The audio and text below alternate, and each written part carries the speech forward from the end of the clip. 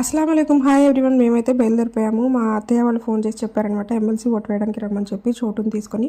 ఇంకా ఈవినింగ్ 5:30 ఆ టైంలో బయలుదేరాము. ట్రాఫిక్ అయితే చాలా ఎక్కువ ఉంది, అందుకని చెప్పి స్లోగా వెళ్ళామన్నమాట. వెళ్ళేటప్పటికి 9:30 10 అయ్యింది. ఇంకా ఓటు వేయడం ప్రతి వాళ్ళ హక్కు కదా, ఆ హక్కుని అయితే మనం తప్పకుండా వినియోగించుకోవాలి. ఇంకా నైట్ అయిపోయింది. మార్నింగ్ అయితే మా మరిది వాళ్ళ అమ్మాయి నాతో ఇలా ఆడుకుంటుంది అనమాట. చాలా హ్యాపీగా అనిపించింది.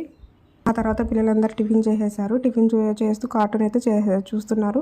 ఇంకా మా మరిది వాళ్ళ మ్యారేజ్ మ్యారేజ్ సీడీ వచ్చిందని చెప్పారు. సో అదైతే టీవీలో వేసుకొని మ్యారేజ్ వీడియో అయితే అందరం కలిసి చూసాము. ఓటు వేసే దగ్గర చాలామంది ఉన్నారు. కాస్త లేట్గా వెళ్ళొచ్చు అని చెప్తే ఇలాగ కాసేపు అయితే కూర్చొని మ్యారేజ్ వీడియో అందరు చూశారు అనమాట. పిల్లలైతే చాలా చిన్నగా ఉన్నారు ఆ సీడీలో. ఇంకా పిల్లలందరూ చూసుకొని నవ్వుకుంటున్నారు. నేను మా హస్బెండ్ అయితే ఓటు వేయడానికి వెళ్ళామన్నమాట. పిల్లల్ని రెడీ చేసేసాము. ఆ తర్వాత వచ్చి మళ్ళీ బయలుదేరిపోవాలని చెప్పి, ఎందుకంటే రంజాన్ కూడా స్టార్ట్ అయిపోతుంది, ఇంకా ఎక్కువ పనులు ఉంటాయని చెప్పి మా అత్తయ్య గారు అయితే ఇలాగ పులావ్ ఇంకా మటన్ కర్రీ చేశారు. సూపర్గా ఉంది. ఇంకా తొందరగా భోజనం చేసేసి 2 ఆ టైంలో అయితే బయలుదేరాము. ఎండ అయితే చాలా ఎక్కువ ఉందని చెప్పి ఈవినింగ్ బయలుదేరమన్నారు. లేదు, పిల్లలకి స్కూల్ ఉంది, ఇంకా రంజాన్ స్టార్ట్ అయిపోతుంది, పిల్లలకి పనులు ఎక్కువ ఉన్నాయని చెప్పి అయితే బయలుదేరిపోయాము అనమాట.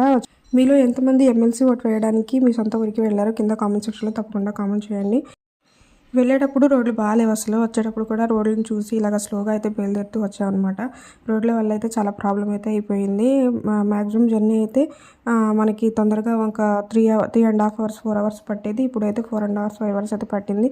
ఇంకా వచ్చేటప్పటికైతే 5:30 అయింది. మళ్ళీ బయలుదేరేటప్పుడు ఏ టైం అయిందో వచ్చేటప్పుడు అదే టైం అయిపోయింది.